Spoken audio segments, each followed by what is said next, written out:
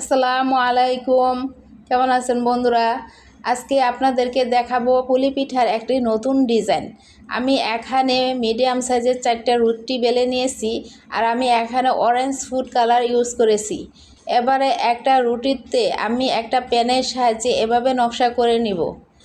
আমি পুরো রুটিতে এভাবে পেনের সাহায্যে নকশা করে নেব। দেখেন আমি কিভাবে নকশা করছি, একদম ইজি। একবার দেখলেই সহজে আপনারা এটা করতে পারবেন। দেখেন কেমন হয়েছে।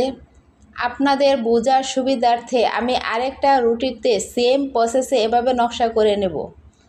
এবারে নকশা ছাড়া একটা রুটি নিচে রেখে উপরে নকশাওয়ালা আরেকটা রুটি রেখে একটা গ্লাসের সাহায্যে কেটে নেব। আমি যে আরেকটা রুটি নকশা করে রেখেছিলাম ওটা আমি কাটবো না।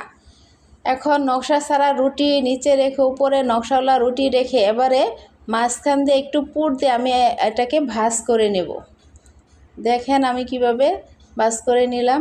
আর এবারে আমি এটাকে আবারও নকশা করে নেব। আর আমার মনে হয় এই নকশাটা সবাই পারেন। দেখেন কেমন হয়েছে।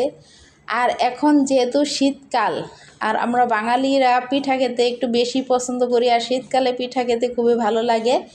আর আপনারা একবার হলে বাসায় ট্রাই করবেন, আর এভাবে মেহমানদের দিলে আমার মনে হয় মেহমানরা খুব খুশি হবে।